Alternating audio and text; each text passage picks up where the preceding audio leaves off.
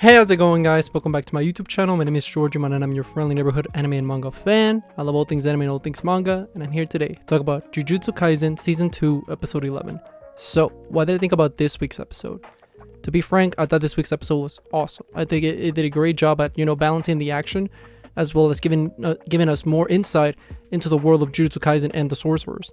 Specifically, where we get to see some flashbacks of, Gojo, as well as we get pretty much some depth into the villains that were the main focus in this week's episode, as well as we get to see some familiar faces that were pretty much unexpected for a majority of people watching it. Now, before I go any farther with this week's episode, I just wanted to give you guys a quick reminder to make sure to subscribe to my YouTube channel so you guys can be up to date with all my Jujutsu Kaisen, as well as all my anime and manga content that I'll be providing in this channel. It really helps out a lot, and I would really appreciate it if you could subscribe to my YouTube channel. So if you guys could, please subscribe to my YouTube channel. Now, with all that out of the way, let's get into this week's episode. So this week's episode starts off where pretty much we left off last week, where we see that Juji and Megumi are going to take care of the big bell, the big barrier thing. And we see that this thing is huge, and obviously all the sorcerers are being kept out of it. That's what it's made for, obviously. And we see that at the beginning of the episode, Juji's trying to punch it and it's not working. But you see pretty much the Takuma, the guy from last week's episode, the guy that's pretty much taking care of Megumi and Itadori. They're pretty much their senior, I guess, because he's a junior. And he pretty much, he's shocked at just how powerful, Itadori is. Because he's like, whoa, that's, brute strength. I would say he's even above Nanami. And you're like, whoa, what? And pretty much what happens is they keep trying to punch it. Nothing happens. And while they keep attempting to break the bell, we see that, what's happening is that these killers, they've been, strategizing, and they've been plotting the whole thing. And, they're the people that set up the bell. And we see that this random, ugly, looking dude, he's all talking about, it works great. We trapped him. It's, now that Gojo's out of the way, we can defeat, all these people, all these chumps. And while they're talking about, they won't figure out where we're at, we automatically see, Megumi's new, the big bird thing, pretty much trapped them with, string and attached them and just gonna, beat them all up at once. Which I thought it was funny because they were just, so confident they weren't gonna be, trapped or, caught at all, but they were out of almost immediately. And what we see is that pretty much we break it off into two fights. In one side we got that weird ugly looking dude versus Megumi and Itadori, and then the other side we got this grandma looking lady, and then this young looking dude with a hoodie, and he's gonna fight Takuma. And while we proceed with the episode, how they break off is that we see that Takuma is gonna fight the hoodie guy, and while they're fighting, they pretty much reveal Takuma's ability, and we get a little bit of flashback as well, where we see that Takuma's ability is pretty interesting in the sense that he has this weird nail looking thing that I guess he can create a big sharp object, and he can stab, it looks like a drill, and he can launch it at people, and also pretty much pinpoint a location. So if you dodge it, it'll just come back to you and attack you again. And I thought that was a pretty cool ability. And not just that, but we also find out that he has another ability where he can turn the floor into water and kind of slide off. So, and then they go in this whole thing where pretty much they explain that how his ability works is that he's a very special user in the sense that he can tap into different bees or something along those lines with his curse energy. And from my understanding is that he has different type of abilities that he can use simultaneously, at will, similar to I guess a Megumi, in the sense that he can summon his shadows and bring a wolf, an elephant, all these different animals. I guess he can do the same thing in a different way in regards of using these random attacks like the drill and the water and all that. And that was pretty cool. I thought that was pretty great way to introduce a new character, showing us what they got, showing us that they're very competent as a combatant. And what we see is that we also get a flashback of Nanami and him. They're at a restaurant, and he's talking about promote me to a semi-grade 1. And Nanami's like, what do you want my promotion? What do you want me to vouch for you? You'll eventually get there anyway. Your abilities are pretty good. And he's like, no, it needs to come from you, Nanami, because I look up to you. And that was a nice little sweet moment between the two of them. And, it really gets you to understand the respect that, Takuma has towards Nanami. And, following with that, we see that eventually as the fight continues, Takuma starts obliterating the guy. And while that's happening, the guy, he and the grandma started scheming this thing where the grandma's throughout the fight, the grandma's in the background just kind of reciting a chant. And the guy catches up to it. It's okay, I need to eliminate him as soon as possible because something's off, something's fishy. And he attempts to use his drill to end the fight, And while that's happening, the guy with the hoodie, he eats like this little weird capsule thing, and after he eats it, he's able to catch pretty much the drill like in midair. And what we cut to is pretty much a close up with the guy, and you see Takuma's like, what's happening? This is like unheard of. Is she a necromancer or something? And what we see is that the guy is being transformed into Toji, Megumi's father, which in all honesty was crazy, because you're like, whoa, like if this guy, like if he's taking the appearance of this character, that's insane, because that means that like he can take over pretty much their powers in the sense like of their physical capabilities. But because what we see after that is that there's a flashback involving the grandma and the ugly dude that's fighting Itadori and Megumi.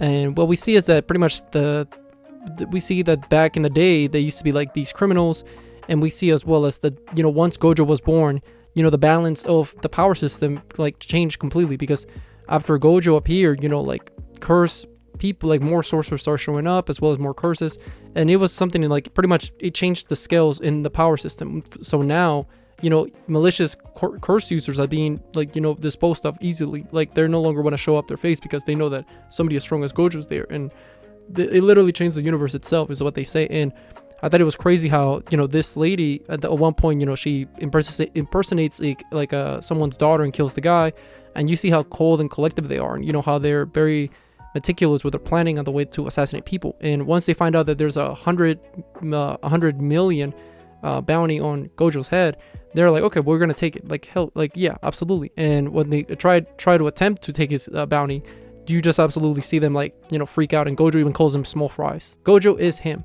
He's always been like that, and we see that he is he's the enlightened one, as he would say. And just how he pretty much scared them, and they all hate Gojo in the sense that, you know, after Gojo showed up, they couldn't do the malicious things that they used to do, and that's why they want to take out their anger. And you know, they're glad now, they're showing up their faces now that Gojo has been, you know, taken out of the picture. And talking about that, we see that the fight eventually ends up with Takuma, you know, taking the L, because you see the guy fully transform into Toji, and he just obliterates Takuma, which is fair. I mean, he took over Toji's a beast, and it was crazy just seeing Toji again, because you're like, oh no, if Gojo's out of the picture and Toji's, you know, in the opposite side, it's not looking good for Itadori and the rest of the crew at all. Now, while we're talking about Megumi and Itadori, let's catch up with what they're doing. And they continue. We see that they're fighting that ugly guy, and as the fight progresses, you know, they're, you know, landing all these hits. Nothing's really happening. Like the guy's just kind of eating the punches, and you know, the guy's just telling them like, you're wasting your time. There's no way you guys can stop me. And as the fight continues, you know, Megumi and, like I said, Itadori, they keep landing all these heavy punches. Nothing happens. And at one point in the fight, you know, Megumi lightly taps the guy in the head, and it kind of gets really hurt, even though, and Megumi starts realizing like something's off. So then he summons like his bunnies, and you see that they trap the guy, and they are like, okay, this should be like simple. We trap the guy, and the guy's like, what is this? Like, what are you doing? You think this is gonna stop me? And after that, you see that Megumi drops an elephant, one of his, you know, shadow beasts, and that was great. I was like, he literally just dropped an elephant, and the guy just kind of like lifts it up, and he's like, you think this is gonna stop me? No way, I'm super strong. And what we see is that how the fight pretty much ends off is, you know, Megumi and Itadori, they're lining up to do their finishing blows, and they use their curse energy, you know, they're going all in. And the guy's technique, as we get revealed, is that pretty much if you were to land a death blow on him, he turns into a super weak punch. So imagine like pretty much something as strong as, like, I don't know, a grizzly bear like scratch to your face. That would become like the equivalent of like a fly, I guess, or like something lightly, like a balloon thrown at you, like something very lightly. So this guy that's the only way that he's been able to eat all these punches up to now. So what happens is that, you know, they're about to clash with their powers, and in the last second, you know, they fake him out, and, you know, Megumi, you know, uses one of his toads to stab the guy with, like, or not stab, lightly tap him with the frog, like the tongue of the frog, which should be super weak, but because it's inverse, it's very powerful. And then from there on, you know, they proceed to like start punching the guy. Now they probably punch him very lightly, but obviously it's landing very powerful. Like these punches are landing very powerful, and the guy eventually gets pissed off. He's like, all right, enough of this. And eventually you see that Itadori and him have like a last showdown, and in the last, you know, Itadori manages to like beat him. The guy, you know, falls on his knees, and you're like, yeah, it's taken over. Like it's GG. Which that whole fight sequence was very interesting. I like the power system too, because it was like, it reminded me a lot of Hunter x Hunter, with, you know, people's net abilities, like always something different. And that's why I really like Jujutsu Kaisen's power system, because it always keeps you on your toes. Like, oh, what is this guy's curse technique? And I thought this guy's curse technique was pretty interesting. Obviously once you figure it out, it's kind of like game over because they can just play around it. But for the time being, I mean, Megumi and Itadori were really struggling. And they even say that it wouldn't work for anybody, because if Gojo were to be there, I mean, he can just like overpower that technique. Like, so I guess he has a cap. But I still found it very interesting, that technique. And another thing I'm very like looking forward to seeing is the necromancer lady, that now that she summoned this Toji, like pretty much the grandson, he took over Toji's body, or he transformed his body into Toji. Now he is like a one-man army. And now that if he steps into Shibuya, it's going to be chaos, absolutely. Because who's going to stop him? Like, Maki? No. Like, nobody is... I'm willing to say that nobody in the good guy's side could stop, Toji. So, the good guys have a lot to, prepare for, because they got to fight the curses, they got to fight Kenjaku, they got to fight, pretty much the Kenjaku's forces as well. Like, all these curses running around. Now they got to, worried about Toji. Like, it's gonna be chaos, and I can't wait to see it fully animated, because I know it's gonna be phenomenal, and I think that Mappa has just been absolutely killing it from episode to episode. But with all that being said, what did you guys think about this week's episode? Did you guys love it? Did you guys hate it? Did you guys thought it was alright? Whatever you guys thought, let me know in the comment section down below. Also, thank you so much for sticking all the way to the end of the video. I really appreciate it, and don't forget to like, comment, and subscribe to my YouTube channel for more Jujutsu Kaisen, as well as more anime and manga content in the near future. But yeah, with that being said, I hope you guys have a great rest of your day. Bye bye.